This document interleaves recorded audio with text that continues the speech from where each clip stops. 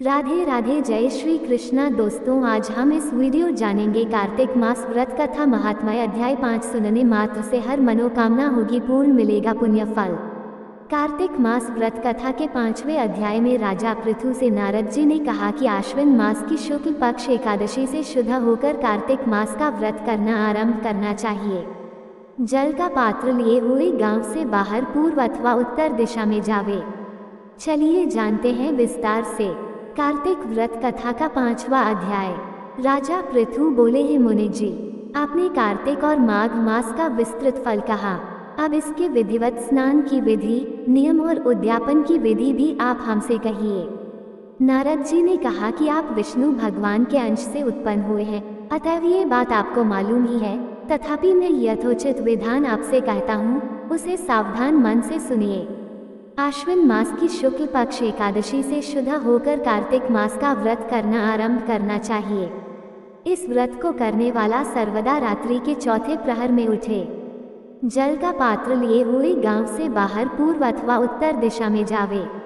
हमेशा दिन में अथवा सायंकाल को कान पर जनेऊ चढ़ाकर पृथ्वी पर त्रिम को बिछाकर सिर को कपड़े से ढककर फिर मुंह को यत्नपूर्वक बंद कर थूक तथा श्वास को रोककर मूत्र का त्याग करें। रात्रि के समय में दक्षिण मुख बैठकर मल मूत्र का त्याग करें। अपने लिंग को पकड़कर उठे तथा मृत्तिका और जल से सावधानी से धोकर दुर्गंध को नष्ट करे, तब शौच क्रिया पूर्ण करे। 1 बार लिंग में, 3 बार हाथ में, फिर शिशन तथा हाथ में 2-2 बार, 5 बार गुदा में और 10 बार बाएं हाथ में, दोनों हाथों में 7 बार मिट्टी लगाकर अच्छी तरह जल से धोवे। ये शौचविधि गृहस्थों के लिए कही गई है। ब्रह्मचारियों को दूनी, वानप्रस्थ को तिगुनी और सन्यासियों को चौगुनी अधिक शुद्धि करनी चाहिए।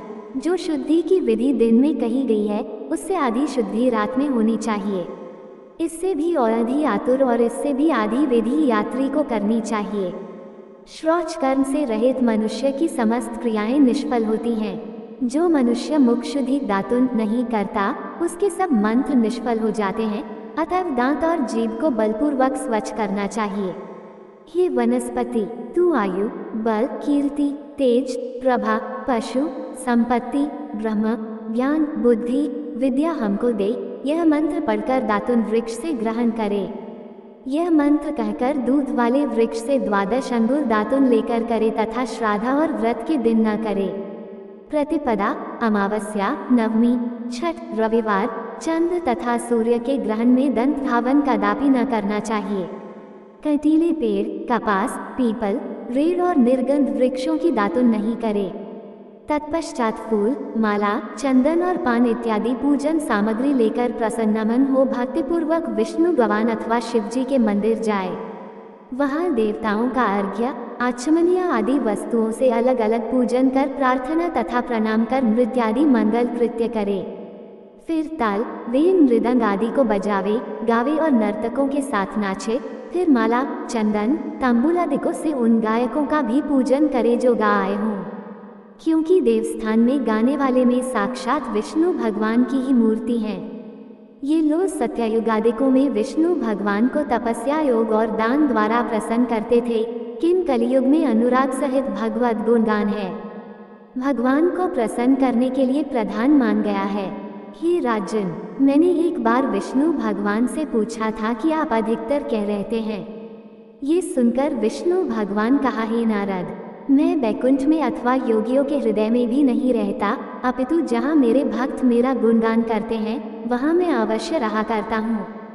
जो प्राणी चंदन, मालादिकों से हमारे भक्तों का पूजन करते हैं, उससे मुझे जैसी प्रीति होती है, वैसी प्रीति मेरे पूजन से भी नहीं हो सकती।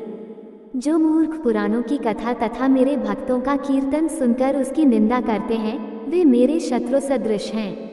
शिरीष, धतूरा, की गिरिजा, चमेली, केसर, कंदार, मदार तथा को कनेर के फूल और अक्षतों से विष्णु भगवान की पूजा नहीं करनी चाहिए।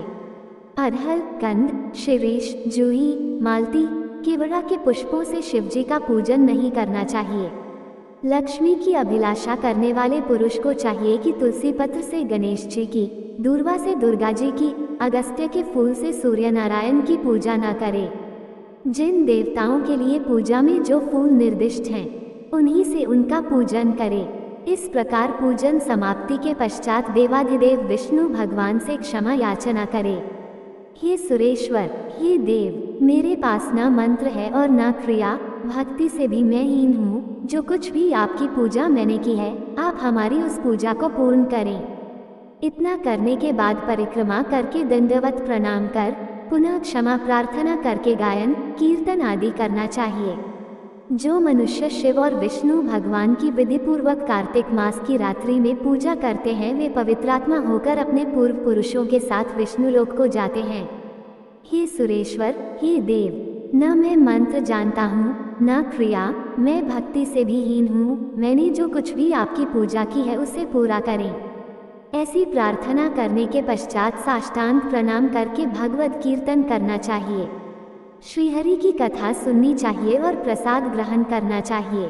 जो मनुष्य उपरोक्त विधि के अनुसार कार्तिक व्रत का अनुष्ठान करते हैं, वह जगत के सभी सुखों को भोगते हुए अंत में मुक्ति को प्राप्त करते हैं।